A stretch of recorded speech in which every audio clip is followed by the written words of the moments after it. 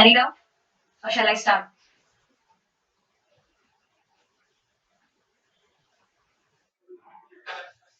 Okay. Over the years of development of one particular science or sometimes more than one discipline have influenced the development in other sciences. अब जैसे कि अभी last हमने example देखा ना कि जब एक साइंस के ऊपर काम हो रहा होता है या दो तीन साइंसेस के लोग मतलब दो तीन साइंस के साइंटिस्ट जो है वो मिलके काम करते हैं तो क्या होता है नए नए डिसिप्लिन या नए साइंसेस जो है वो डेवलप हो जाते हैं जैसे कि ये बायोफिजिक्स डेवलप हुआ किसी और किसी और साइंस के स्पेशलिस्ट ने जब उस पर काम किया तो कोई नई साइंस जो है वो डेवलप हुई ठीक है There's no particular field of science can be completely isolated from other fields of science and different fields of scientific knowledge are quite closely related. अब इसका मतलब क्या है कि देखो जैसे दो साइंटिस्ट ने काम किया फिर नई साइंस बन के आई तो उनका कहना क्या मतलब यही है कि कोई भी एक साइंस अकेले काम नहीं कर सकती है ठीक है ये जो जितनी भी साइंसेस है सब मिल के काम करती हैं ठीक है अब अगर मान लो साइकोलॉजिस्ट है कोई तो अगर वो मानो कि काउंसलिंग तो कर रहा है बट अगर जब काउंसलिंग से बात नहीं बनती है ठीक है कुछ क्लाइंट्स या कुछ पेशेंट्स ऐसे आते हैं जिनकी मेंटल इलनेस इतनी सीवियर होती है कि उनका काउंसलिंग से कुछ काम नहीं चलता है उनको लास्ट में साइकियाट्रिस्ट के पास ही भेजना पड़ता है अब साइकियाट्रिस्ट ने क्या पढ़ा उसने मेडिकल साइंसेस पढ़ी ठीक है उसने क्या पढ़ा बायोलॉजिकल साइंसेस पढ़ी उसने बायोलॉजी पढ़ी ठीक है अब क्या हुआ कि बायोलॉजी पढ़ी उसने जो साइकियाट्रिस्ट है क्योंकि वो एमबीबीएस कराया है उसने अब उसने एमबीबीएस किया अब वो दवा लिखेगा ठीक है उसने मेडिसिन लिखी कुछ अब अगर मेडिसिन अगर किसी केमिस्ट्री जो जिन्होंने केमिस्ट्री में एक्सेल किया है अब अगर वो मेडिसिन ही नहीं बनाएंगे तो फिर ना तो वो जो साइकियाट्रिस्ट है जिसने बायोलॉजी पढ़ी है वो हमको दवा लिख पाएगा या हमको मेडिसिन दे पाएगा और अगर मेडिसिन नहीं बनेगी मेडिसिन नहीं मिलेगी तो हमारी प्रैक्टिस भी अधूरी रह जाएगी जो साइकोलॉजिस्ट है वो काउंसलिंग से उसकी बात तो बनेगी नहीं है ना तो क्या है इसका मतलब ही यही है कि जो साइकोलॉजी है सॉरी जो साइंसेस है वो आपस में मिलके काम करती हैं ठीक है कोई अकेले काम नहीं कर सकता है ठीक है सब लोग क्या करते हैं मिलके काम करते हैं ओके किसी को कुछ कहना है साइकियाट्रिस्ट जो होते हैं वो पहले तो एमबीबीएस करते हैं ठीक है फिर वो एमडी करते हैं अपना साइकियाट्री में वो लोग जो होते हैं वो दवा लिख सकते हैं वो मेडिसिन प्रिस्क्राइब कर सकते हैं okay on the other hand psychologist are not allowed to prescribe any kind of medicine ठीक है वो लोग काउंसलिंग पे ज्यादा हमारा फोकस रहता है हम लोग ट्राई करते हैं कि काउंसलिंग के थ्रू जो है पेशेंट जो है वो ठीक हो जाए या थेरेपीज के थ्रू बहुत सारे वेरियस मेथड्स हैं बट हम लोग क्या मेडिसिन नहीं दे सकते हैं किसी कुछ की क्योंकि हम वो चीज पढ़ ही नहीं रहे हैं अपने कोर्स में ओके और जो होता क्या है ज्यादातर जो साइकोलॉजिस्ट होते हैं वो साइकियाट्रिस्ट के साथ मिल के काम करते हैं ओके तो साइकियाट्रिस्ट जो है वो मेडिसिन प्रोवाइड करता है हमको और वो उनका अलग कुछ है अभी साइकियाट्री के बारे में इतना मुझे इतना ही पता है बस कि मेडिकल साइंस उन्होंने पहले तो एमबीबीएस करना कंपलसरी होता है फिर जाके जब वो मास्टर्स करते हैं साइकियाट्री में स्पेशलाइजेशन करते हैं तब जाके वो साइकियाट्रिस्ट बनते हैं और साइकोलॉजी का पूरा अलग डोमेन है ओके ठीक है क्लियर है ठीक है it is clear that though psychology has emerged as an independent field of scientific inquiry nevertheless it has very close relationship with other sciences ठीक है जैसे कि अभी मैंने वो साइकोलॉजी वाला एग्जांपल लेके साइकोलॉजिस्ट वाला एग्जांपल लेके मैंने वैसे ही क्लियर कर लिया है कि इंडिपेंडेंट फील्ड तो है ठीक है साइकोलॉजी एक इंडिपेंडेंट फील्ड तो है बट रिलेशन उसका कैसे है दूसरी साइंसेस के साथ वो भी मैंने एक्सप्लेन कर दिया है ठीक है In fact, the very emergence of psychology as a science was possible because of development in other sciences like genetics, physiology, neurology, medicines, physics, chemistry, cybernetics and other sciences. अब psychology जो है वो कैसे साइंस बना जैसे हम लोगों ने देखो अभी पहले ही पैराग्राफ में पढ़ा कि जब पांच फील्ड के साइंटिस्ट मिलके काम करते हैं तब जाके कोई नई साइंस बनती है ऐसे ही अगर याद हो आपको कल मैंने बताया था कि विल्हेम वुंड जो थे एक तो वो ट्रेंड फिजियोलॉजिस्ट थे ओके और कुछ साइंटिस्ट जो थे वो न्यूरोलॉजिस्ट भी थे जब उन लोगों ने मिलके काम किया तब जाके साइकोलॉजी जो है वो साइंस बनी और साइकोलॉजी जो है वो साइंस का डिसिप्लिन बनी और as an independent academic discipline हम सबके सामने आई तो ये कैसे पॉसिबल हुआ दूसरी साइंसेस की वजह से ओके और भी बहुत सारी चीजें हैं जो कि हेल्पफुल थी साइकोलॉजी को एज एन इंडिपेंडेंट फील्ड सामने लेके आने के लिए और वो साइंसेस कौन सी हैं जैसे कि जेनेटिक्स हुआ जेनेटिक्स में क्या होता है जेनेटिक्स वो ब्रांच है बायोलॉजी की जिसमें हम लोग जीन्स की स्टडी करते हैं जीन्स आई गेस आप लोगों को पता होगा मुझे इतना एक्सप्लेन करने की जरूरत नहीं है ठीक है तो क्या होता है कि जेनेटिक्स क्या होता है जीन्स की स्टडी करते हैं and physiology neurology medicine physics chemistry ये सब तो पता ही है सबको साइबरनेटिक्स जो नया टर्म है वो मैं बता दे रही हूँ ये साइबरनेटिक्स है, ये उस तरीके की साइंस है जो कि हमारे कम्युनिकेशन या ऑटोमेटिक कंट्रोल सिस्टम, जैसे मशीन्स है या लिविंग थिंग, कोई ह्यूमन बीइंग है, उसके बिहेवियर को कैसे मॉडिफाई कर सकते हैं, ठीक है, ये सब काम है साइबरनेटिक्स का। ओके, बट आजकल साइबरनेटिक्स जो है वो आर्टिफिशियल इंटेलिजेंस में काफी यूज हो रहा है, जैसे ऑटोमेटिक जो गाड़ियां बन रही हैं या रोबोट्स बन रहे हैं, ठीक है, वो सब साइबरनेटिक्स के थ्रू होता है। ओके, तो इन सारी फील्ड का जब डेवलपमेंट हुआ, तो इन सारी फील्ड की डेवलपमेंट की वजह से साइकोलॉजी का भी डेवलपमेंट हुआ। Understood? Its methods of inquiry and analysis as well as application have all been influenced by development in other subjects area. ठीक है, अब जब साइकोलॉजी, जैसे कि क्या बता रही हूँ मैं इतनी देर से कि जब दूसरी साइंसेस का डेवलपमेंट होता है तो किसी और साइंस का डेवलपमेंट होता है, जैसे इन सारे साइंसेस की वजह से, लाइक ये जो फिजियोलॉजी, न्यूरोलॉजी, ये सब, इन सब की वजह से साइकोलॉजी का डिसिप्लिन नया बना। ऐसे ही जब साइकोलॉजी इमर्ज हुआ तो और भी डिसिप्लिन बने साइंस के, जैसे कि sociology, anthropology, economics, political science, management etcetera. ये सब बताओ किसके थ्रू पॉसिबल हुआ? साइकोलॉजी के थ्रू। ओके, एंथ्रोपोलॉजी, एंथ्रोपोलॉजी वो होता है जो ये वो था शायद से ट्रैवलिंग वाला, एक जस्ट अ सेकंड मैं इसको सर्च करके बताती हूँ।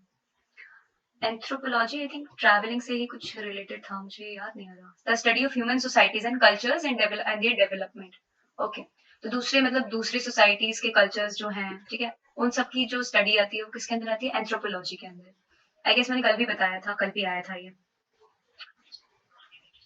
हाँ, it is obvious that even though we can think of different fields of scientific knowledge, the fact is that these fields depend of their expansion on the findings of other disciplines.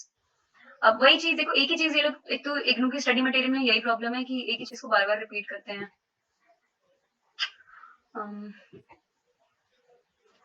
तो वही चीज आ रही है, जैसे एक discipline आया तो उसकी वजह से और भी साइंस के डिसिप्लिन हम सबके सामने आए, ठीक है। Perhaps this will become clearer if we examine the relationship of psychology with certain other sciences. For this purpose, we may group other sciences in the following categories. अब ये देखो, अब अलग अलग साइंसेस को अलग अलग कैटेगरीज में बांट दिया है। अब आप लोग में से मुझे बताओ कि जो साइकोलॉजी है वो साइंस की किस कैटेगरी में आती है? Come on fast. Behavioural science में या सोशल साइंस में? यस, ठीक है, ये तो हो गया हमारा साइकोलॉजी, और इसका रिलेशन क्या है दूसरी फील्ड और साइंसेस के साथ। ओके, क्लियर है? कुछ भी डाउट हो तो पूछ लो मुझसे।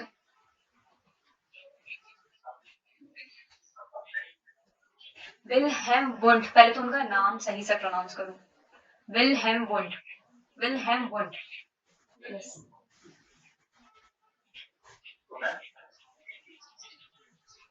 हाँ, उस ईयर में उन्होंने डिक्लेयर कर दिया था कि साइकोलॉजी जो है वो फिलोसफी से अलग है, ठीक है, और इसका एक अलग डिसिप्लिन बनना चाहिए।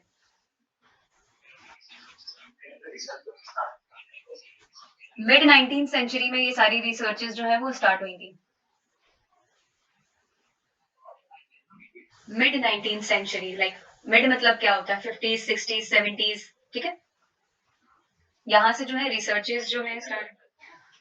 अब कितना टाइम लगा वो तो मुझे नहीं पता है, मैं उसके बारे में एक बार रिसर्च करके वो तो मुझे अभी आइडिया नहीं है, फिलहाल हमारे स्टडी मटेरियल में गिवन नहीं है, बट मैं पता करके बताती हूँ। ओके, अभी मैं कुछ भी बता दूं तो वो गलत हो जाएगा ना, मैं उसके बारे में पहले अच्छे से रिसर्च करूंगी फिर आप लोगों को बताऊंगी। ओके ओके, फिर आता है हमारा next topic, nature and scope of psychology. Okay, as mention to you earlier that psychology is a science which studies human behavior with reference to context as well as other individuals. अब हम लोगों ने देखो पहले से, अब ये चीज तो हम लोग शुरू से ही पढ़ते आ रहे हैं कि जो साइकोलॉजी है वो साइंस है जो कि ह्यूमन बिहेवियर को स्टडी करती है, ठीक है, एक तो ह्यूमन बिहेवियर के कॉन्टेक्स्ट में और दूसरे इंडिविजुअल्स के कॉन्टेक्स्ट में भी। Okay, with the help of observation and learning, this discipline tries to find out cause of a particular behavior shown by an individual in a specific situation. अब हम लोग साइकोलॉजी में करते क्या है, अगर हम लोग रिसर्च वर्क में हैं तो हम लोग क्या करते हैं, किसी भी बिहेवियर का कॉज ढूंढते हैं, ठीक है, बिहेव जो हम कर रहे हैं वो हमारा इफेक्ट है, बट हम लोग जिस सिचुएशन में बिहेव कर रहे हैं, वो जिस तरीके से बिहेव कर रहे हैं उसका कॉज क्या है। ओके, और अगर इस तरीके का कॉज है तो उसका इफेक्ट क्या आना चाहिए। बेसिकली कॉज और इफेक्ट का जो रिलेशनशिप है वो हम लोग किसमें पढ़ते हैं? साइकोलॉजी में। Okay, through observation and learning and experimentation. Okay, broadly all sciences have two branches. देखो अगर आप लोगों ने ये बचपन से भी आई गेस पढ़ा होगा कि हर साइंस की दो ब्रांचेस होती है, एक तो होता है बेसिक, एक होता है एकेडमिक। अब ये मैं ना एक ओवरव्यू दे देती हूँ उसका, क्योंकि पैराग्राफ रीड करने का मतलब नहीं है, क्योंकि एग्जाम पॉइंट ऑफ व्यू से ये टॉपिक जो है इतना इम्पोर्टेंट नहीं है, बट आ भी जाता है क्योंकि इग्नू इज अनप्रिडिक्टेबल, कभी भी कुछ भी हो सकता है इग्नू में। बट जितने छोटे छोटे टॉपिक होते हैं ना वो नहीं आते हैं, इग्नू क्या करता है बड़े बड़े टॉपिक उठा उठा के दे देता है, ठीक है। तो फिर अब हुआ क्या कि बेसिक हम लोगों ने इतना समझा कि हर हर साइंस के जितनी भी साइंसेस है, चाहे फिर वो फिजिकल हो, मेडिकल हो, फिर बिहेवियरल हो, सोशल हो, कुछ भी हो, उसके दो ब्रांचेस होते हैं, एक होता है बेसिक, एक होता है academic. Basic is like question and academic is like answer, ठीक है। बेसिक में हम लोग क्या पता करते हैं, जैसे फॉर एग्जाम्पल जो हमारी बुक में एग्जाम्पल दिया है कि अगर न्यूटन के सर पे एप्पल गिरा, ठीक है, तो उसने सोचा कि ये एप्पल गिरा क्यों, तो ये जो क्यूरियोसिटी उसके अंदर आई ना कि ये हुआ क्यों, तो ये क्यों जो क्वेश्चन जो अराइज हुआ वो हमारा बेसिक के अंदर, ठीक है। इसमें हम लोग क्या करते हैं, हाइपोथेटिकली कोई भी स्टेटमेंट देते हैं या कोई भी क्वेश्चन अराइज करते हैं, तो ये तो आपका बेसिक ब्रांच जो कि प्रॉब्लम लेके आती है कि हाँ ये प्रॉब्लम है, अब इसके ऊपर जो है रिसर्च होनी चाहिए, ठीक है। तो इसमें से क्या एग्जाम्पल है कि अगर एप्पल गिरा तो क्यों गिरा, ठीक है।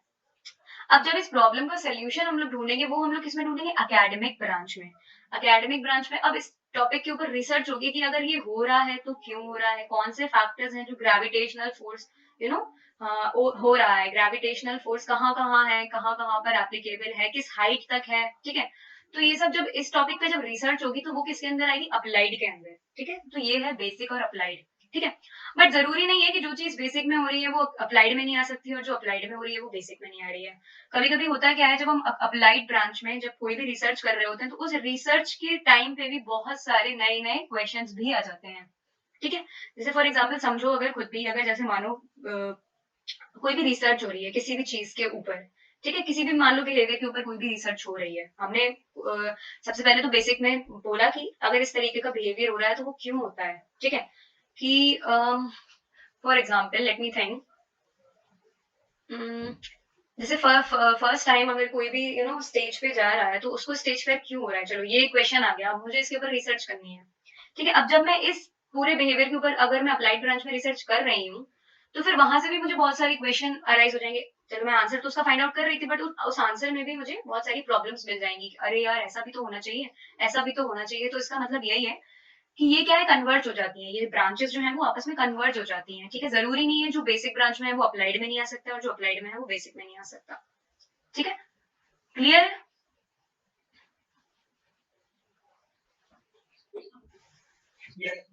Okay. The former is concern, अब यहाँ तक जो मैंने एक्सप्लेन कर दिया है वो यहाँ तक था, ठीक है। यहाँ तक फिर अब हम लोग यहाँ से स्टार्ट करते हैं। अकॉर्डिंग टू परमेश्वरम एंड बीना, जो कि साइकोलॉजिस्ट ही थे, 1988 में उन्होंने बोला कि साइकोलॉजी जो है वो क्लासिफाइड है दो पार्ट्स में। एक तो जनरल साइकोलॉजी है, एक डिफरेंशियल साइकोलॉजी है, ठीक है। जनरल साइकोलॉजी क्या करती है कि हमारे बिहेवियर में क्या क्या सिमिलैरिटीज है, मतलब बेसिकली जर्नल जो टर्म्स होते हैं वो हम लोग जनरल साइकोलॉजी के अंदर पढ़ते हैं, ओके। और डिफरेंशियल साइकोलॉजी में हम लोग पढ़ते हैं कि इंडिविजुअल डिफरेंस अगर है, ठीक है, ह्यूमन बींग्स के अंदर, तो वो क्यों है, ठीक है। अगर मेरा बिहेवियर आप लोगों से अलग है तो वो क्यों है, अगर रोशन का बिहेवियर इल्मा से अलग है तो वो क्यों है, ओके। तो ये किसके अंदर हम लोग पढ़ेंगे, डिफरेंशियल साइकोलॉजी के अंदर, ओके।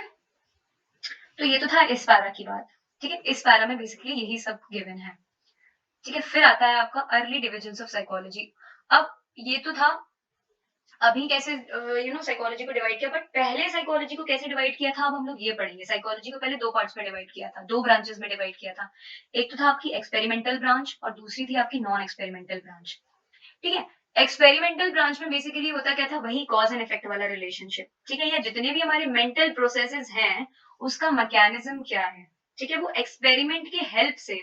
एक्सपेरिमेंट का मतलब तो सबको समझ में आता ही है ना, किसी भी चीज के ऊपर या किसी भी प्रॉब्लम के ऊपर रिसर्च करना। तो एक्सपेरिमेंटल ब्रांच बेसिकली उस थ्रू साइंटिफिक मेथड्स किसी भी प्रॉब्लम के ऊपर रिसर्च करते थे। जैसे फॉर एग्जाम्पल प्रॉब्लम ये है कि हमारी जो लर्निंग प्रोसेस है वो कैसे काम करती है, ठीक है, ये प्रॉब्लम आ गई। अब मैं इसके ऊपर रिसर्च करूंगी कि ये हो क्या रहा है, हमारे ब्रेन में ऐसे कौन से चेंजेस आ रहे हैं जिसकी वजह से हम लर्निंग किसी भी चीज को लर्न कर पा रहे हैं, या कैसे हमारे लर्निंग प्रोसेसेस जो है वो वर्क कर रहे हैं। ऐसे ही हम अगर किसी चीज को मेमोराइज कर पाते हैं तो वो कैसे कर पाते हैं, हमारे ब्रेन में, हमारे माइंड में क्या हो रहा है। तो ये सब किसके थ्रू पॉसिबल है, जब हम रिसर्च करेंगे। और ये सब कैसे होता है ये हम लोग पढ़ेंगे बायोसाइकोलॉजी में, ठीक है। अगर हम किसी चीज को लर्न करते हैं या मेमोराइज करते हैं या किसी चीज के बारे में सोचते हैं या सेंस करते हैं, तो हमारे ब्रेन का कौन सा पार्ट रिस्पॉन्सिबल होता है। तो ये सब चीजें कैसे हमारे सामने आई, जब रिसर्चेज हुई। ओके, तो ये तो हमारा एक्सपेरिमेंटल साइकोलॉजी। फिर नॉन एक्सपेरिमेंटल ब्रांच में क्या है, जैसे कि नॉन एक्सपेरिमेंटल ब्रांच में आता है आपकी personality, social and developmental processes. अब एज के साथ साथ आपकी आपकी जो सोचने समझने की चलो सोचने समझने की छोड़ देते हैं। जब जब एज के साथ आप डेवलप होते हैं, ठीक है, आपकी पर्सनालिटी जो है ओवरऑल डेवलप होती है। अब उस डेवलपमेंट के लिए कौन से फैक्टर्स रिस्पॉन्सिबल है, पास्ट एक्सपीरियंस रिस्पॉन्सिबल है, आपका सोशल एनवायरनमेंट रिस्पॉन्सिबल है, आपका कल्चर रिस्पॉन्सिबल है। तो इन चीजों के ऊपर क्या होता है, साइंटिफिक स्टडी तो नहीं होती है ना। उस चीज को क्या करते हैं हम लोग, ऑब्जर्व करते हैं, ठीक है। थ्रू ऑब्जर्वेशन अगर इन चीजों के बारे में अगर कोई भी अगर थ्योरी डेवलप हो रही है कि सोशल फैक्टर्स क्या रोल प्ले करते हैं हमारे डेवलपमेंट में, ठीक है, या हमारी पर्सनालिटी को डेवलप करने में, तो ये सब साइंटिफिक मेथड्स के थ्रू नहीं होगा। तो ये एक्सपेरिमेंटल साइकोलॉजी के अंदर नहीं आता है, ये किसके अंदर आता है, नॉन एक्सपेरिमेंटल ब्रांच के अंदर, ठीक है। तो ये है, however many of these academic branches are having further sub branches. अब एक है आपका डेवलपमेंटल साइकोलॉजी, ठीक है, उसकी जैसे सब ब्रांचेस है, child psychology, adolescent psychology and gerontology, ठीक है। एक सेकेंड, इसका भी मैं, ये शायद से ओल्ड एज पीपल्स के लिए है आई गेस, हाँ। हम्म। Gerontology is the study of social, cultural, psychological, cognitive and biological aspects of aging। जैसे जैसे हमारी एज बढ़ती है ना, तो हमारे जो डेवलपमेंटल प्रोसेस हैं, जितना भी ये हमने अभी पढ़ा, सोशल कल्चरल, वो सब कैसे हम लोगों को इफेक्ट करते हैं, वो सब हम लोग इसके अंदर स्टडी करते हैं। तो क्या हुआ कि जब नॉन एक्सपेरिमेंटल ब्रांच आई तो उसकी भी बहुत सारी सब ब्रांचेस भी आई, जैसे child psychology, adolescent psychology and gerontology, ठीक है। Similarly, social psychology has an applied social psychology branch and it has given rise to an applied field called organizational psychology। Organizational psychology क्या है वो भी हम लोग आगे पढ़ेंगे जब हम लोग scope of psychology पढ़ेंगे। ओके, तो social psychology जब आई तो क्या हुआ कि social psychology में बेसिकली क्या होता था कि हम उस चीज पे उस चीज का जो प्रॉब्लम थी उसका रीजन फाइंड आउट करने की कोशिश करते थे थ्रू ऑब्जर्वेशन। यहाँ एक्सपेरिमेंटेशन नहीं होता था, यहाँ क्या होता था, ऑब्जर्वेशन होना था। Okay, Applied fields have also led to development of many theories. Application of these theories of motivation to organization has resulted in many work motivation theories। ठीक है, जैसे हमारा मोटिवेशन ही हम लोग अगर फॉर एग्जाम्पल ले लेते हैं तो ये एक्सपेरिमेंट के अंदर तो नहीं आएगा ना। एक्सपेरिमेंटल क्यों, साइंटिफिकली कैसे हम लोग बता देंगे कि ये मतलब मोटिवेशन कैसे हो रहा है ना। या मोटिवेशन अगर हमको किसी को मोटिवेट ही करना है तो वो कैसे, तो वो क्या होता है, ऑब्जर्वेशन के थ्रू होता है, ठीक है। बहुत इंटेलेक्ट माइंडसेट वाले लोग ये काम करते हैं, ठीक है। तो ये आता है नॉन एक्सपेरिमेंटल ब्रांच के अंदर। I hope it is clear. हमारी बुक में बहुत ब्रीफ में दिया गया है और ये एग्जाम पॉइंट ऑफ व्यू से ज्यादा आता भी नहीं है, बट स्टिल मैंने बहुत क्लियर करने की कोशिश करी है। अभी भी अगर कोई डाउट है तो पूछ लो, तो मैं आगे बढ़ती हूँ।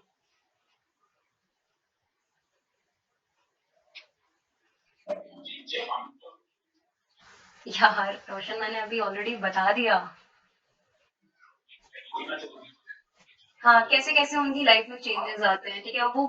जैसे वो चेंज हो जाते हैं ना थोड़े थोड़े, है ना, तो कौन से ऐसे फैक्टर्स हैं जो वो चेंज होने में रिस्पॉन्सिबल हैं, जो भी लाइफ में उनके चेंजेस आ रहे हैं, ठीक है। उनके सोचने के तरीके में चेंजेस आ जाते हैं, बहुत सारी चीजें ऐसी हैं उनकी मेंटली वो लोग थोड़े अलग हो जाते हैं। कहते हैं ना, एक बूढ़ा इंसान बच्चे की तरह हो जाता है, तो वो क्यों होता है, वो एक्चुअली में जेरोंटोलॉजी में हम लोग स्टडी करते हैं। ओके,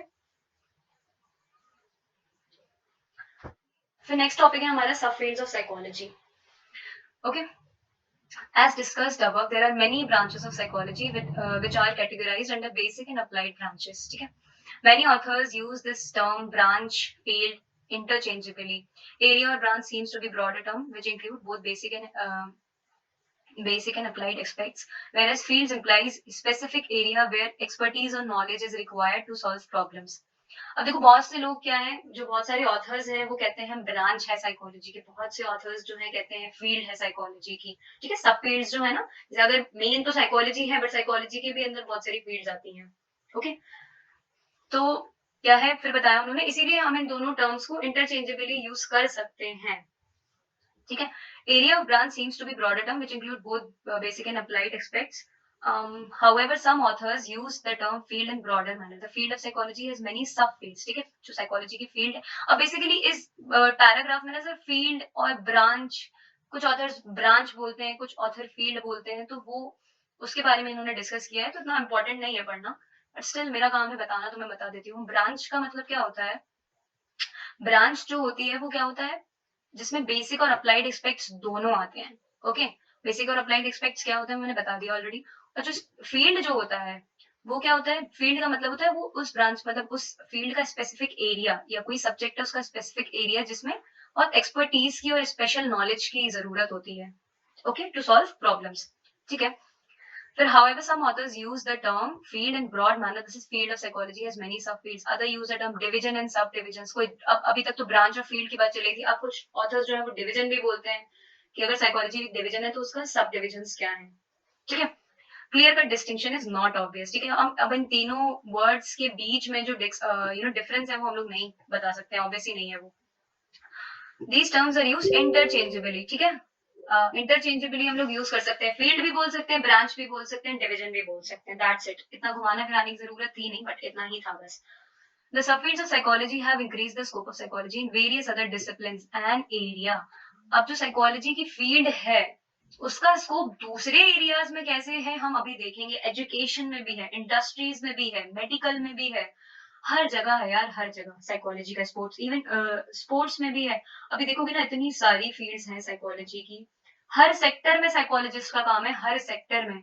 हाइवर अभी इंडिया में इतना ज्यादा उसका स्कोप नहीं है, बट अगर आप बाहर चले जाएं, आप किसी भी कंट्री में चले जाएं, इतना ज्यादा स्कोप है ना साइकोलॉजिस्ट का, हर फील्ड में, हर फील्ड में. The implication of psychology have therefore led to emergence of several other subfields. It is applicable to different fields such as employment, industries, education, personality development. इन सारे areas में psychology जो है वो काम में आती है, ठीक है. It also led to an emergence of subfield that studies and assesses the mental and emotional problems of individual. अब देखो हर सेक्टर में क्या है, इंसान ही तो काम कर रहे हैं, ह्यूमन बींग्स ही तो काम कर रहे हैं, और हर ह्यूमन बींग का एक हर ह्यूमन बीइंग के पास माइंड है. चलो ये तो कॉमन सी बात हो गई, हर ह्यूमन बीइंग के पास माइंड है, उसकी एक मेंटल हेल्थ है. अब किसी भी फील्ड में आप चले जाओ तो उस इंसान का या जो भी इंडिविजुअल है उसका मेंटल हेल्थ जो है वो अच्छा होना चाहिए अपनी ही फील्ड में अच्छी तरीके से काम करने के लिए. इसीलिए साइकोलॉजी का जो स्कोप है हर फील्ड में यूजफुल है, ओके. तो कल को अगर कोई पूछे ना कि साइकोलॉजिस्ट बन के क्या कर लोगे, तो कहना साइकोलॉजिस्ट बन के हम हर फील्ड में काम कर सकते हैं, हमको हर फील्ड का बंदा रखने के लिए तैयार हो जाएगा, ओके.